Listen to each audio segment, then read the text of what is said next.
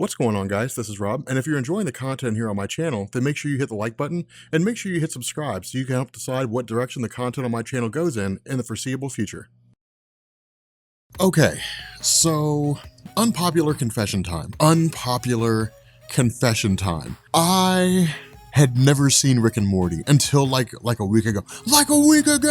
I had not seen Rick and Morty before. And everybody kept telling me that it was a really good show, right? They were like, man, you gotta watch Rick and Morty. Like McDonald's brought back Szechuan sauce because Rick and Morty fans made it happen. And I was like, no, I'm not going to watch Rick and Morty, because just looking at like the different, images and some of the, just not even really watching the show, my initial thought was, okay, like Rick and Morty is a show for little kids that like adults watch. It's just one of those like weird situations where it's like grown adults watching a show for kids. And I was like, I'm not gonna be one of those guys. I'm not gonna be one of those guys that's just like a weirdo watching a show for kids as a grown adult. That's not gonna happen. But everyone that I talked to kept saying it is so good. It was just a war of attrition, right? A war of attrition is when you're waging war against an enemy and you just bombard them to the point that they run out of resources and they can't fight anymore. And so I was like, okay, I cannot put up with this anymore. I've gotta watch Rick and Morty, see if it's really as good as people say it is. Dude, Rick and Morty's like the best show ever.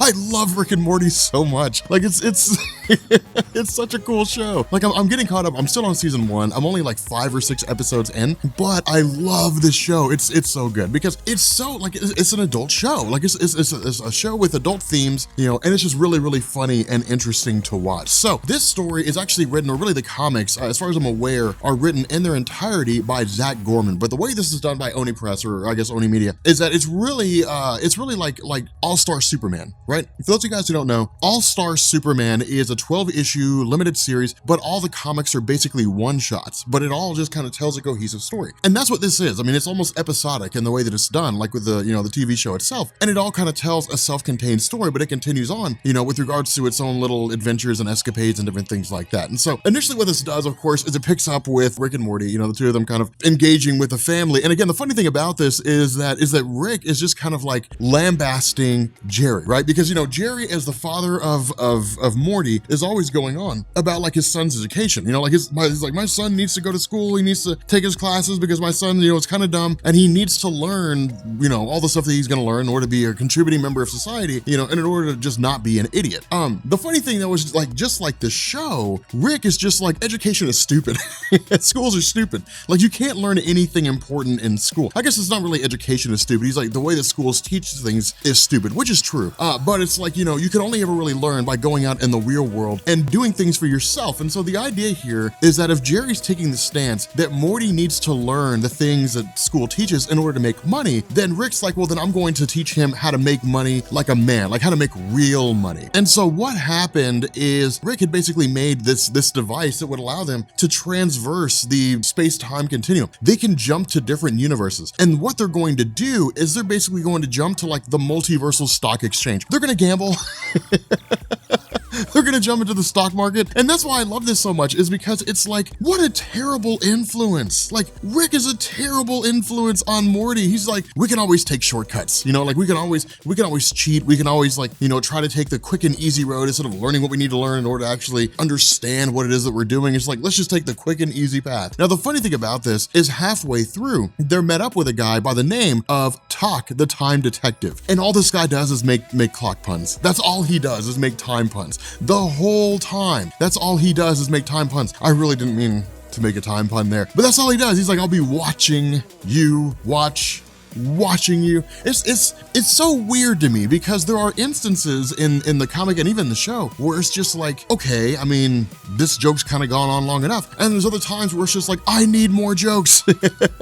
I need more jokes. Now, the funny thing about this is that Morty's like, hey, look, man, we can't do this because we're breaking the rules. We have to stay within the rules. And Rick's response is like, yeah, man, I bet the chicks love that. Chicks love you for just like living within the confines of the rules. Like chicks love you for like not going out and doing anything interesting or unique, possibly dangerous, maybe something that could lay waste to the entire space-time continuum, yeah, I'm sure they dig you for doing that. Mr. I follow the rules and I keep my pants perfectly trimmed and ironed, and my shirts are crisp and they're always tucked in and just weird looking, looks like a serial killer. Like, yeah, I'm sure the chicks dig you about that, but that's what I love about Morty, right? Like, because even Morty in and of himself is just like a little awkward. Like, he's just like a little off. I mean, we don't really know what makes him off. We just know there's like something a little off about him. And it's funny because like we run into these situations all the time, right? Like those awkward scenarios that we wish we could avoid. Like you and a friend are walking somewhere and you're like, okay, man, I'll see you later, only for the two of you to realize you're walking the same direction, in which case there's only one reasonable, path for you to pursue there, and it's to just like run to your destination. That's the only reasonable thing you can do. Otherwise, you're gonna be caught up in that whole situation of awkwardness, and nobody wants to be in that awkward situation. But the funny thing about this too, and this is why I love it, because it's always just like at any moment Morty could be killed because of Rick's schemes. Rick is like, hey, look, man, like what they're gonna do is they're going to analyze you and make sure that you're from like the right continuum, that you're actually,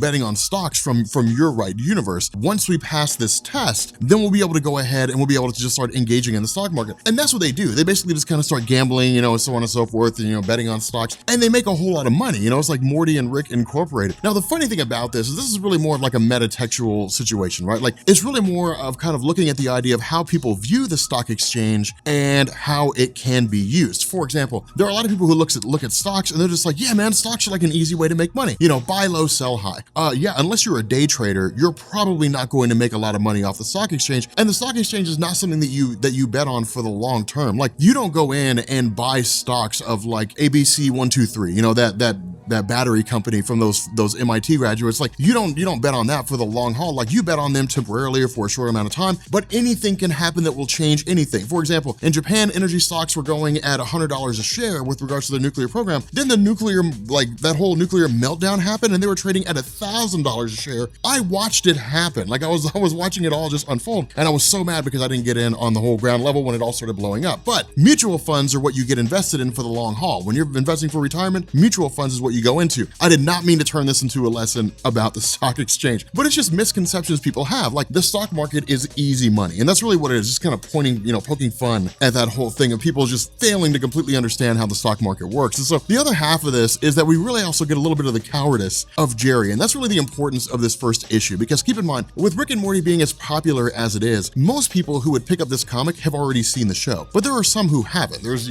somebody just kind of wandering through a comic book store one day and they see a comic that says Rick and Morty and they just go ahead and buy it. And in a lot of ways, this comic's written for them, but only insofar that it kind of refreshes them with the character and says, look, if you want to know more, go watch the TV show. So one's designed to kind of benefit the other, and it's really a two-way lane or a two-way street. But the fact remains here that we end up having like this giant robot cat that shows up, and as soon as it makes his appearance, it terrifies the hell out of Jerry, out of Morty's dad, and Jerry just starts cowering, in a fetal position. Now, this is funny because in the show, like Jerry's wife, Beth, she has no respect for Jerry. She's just like, yeah, Jerry, like you're lame and you're a coward, you are, you're the opposite of what any man should be. And it's kind of funny because this comes to a head when Talk the Time Detective comes knocking on the door of Jerry and is like, hey man, like I believe I can help solve your problem. Of course, Talk the Time Detective exists to basically shine light on the schemes of Rick and Morty and to basically bring their crimes to light, which again is where this is going to kind of take a total crazy turn in the next video. But the fact remains here that we also get a little bit of like back and forth between the two, because with regards to the success that they've had, Morty kind of gets a little bit carried away, right? I mean, Morty's just kind of like, yeah, man, like, look, I'm the one whose name is on this company. I'm the one that's, delving with all the risk. And that's usually the way it goes. Rick will come along and say, okay, Rick, here's my genius idea.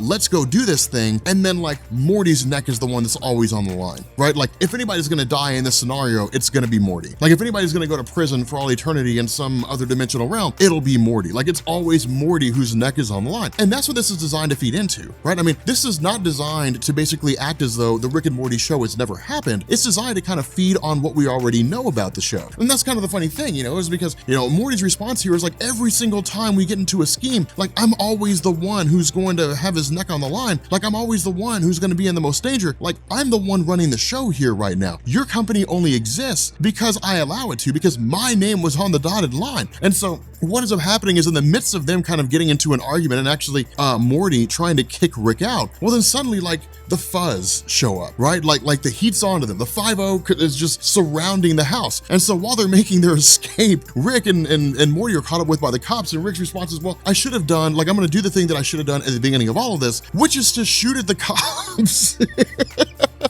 And that's why it's such a crazy comic, is because it goes from like reasonable to absolutely bananas in like the blink of an eye, right? It's just, you know, you're driving and then suddenly it's just a total 90-degree turn into the realm of absolute insanity. And so what we find out is that in the midst of this whole shootout, once they're arrested, the whole thing is being broadcast by like these aliens from another dimension from, you know, within the multiverse that are basically saying, yeah, man, like these two guys who were manipulating the stocks, you know, they're being arrested for their crimes and so on and so forth. And one of the people that's being referenced here is a guy named Fleeblebrox. Now, as we know, this is basically a play on Zaphod Beeblebrox, a guy who was played by Sam Rockwell, the greatest character in the history of Hitchhiker's Guide to the Galaxy. The absolute best character. I loved Beeblebrox. If you guys never saw Hitchhiker's Guide to the Galaxy, you are supremely missing out. But what this does is it basically transitions to the next issue, which is when they're put on trial. And that's why I say this is really kind of like a, you know, they're one-shots, they're kind of self-contained,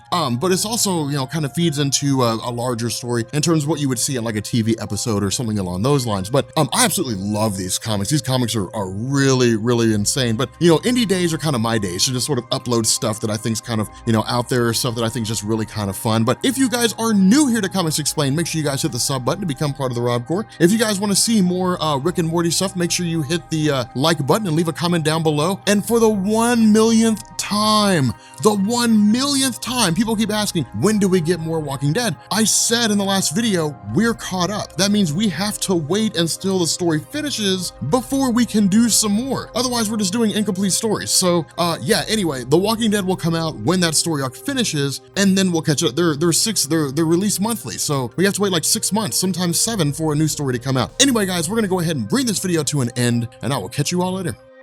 Peace. Wubba lubba dubba.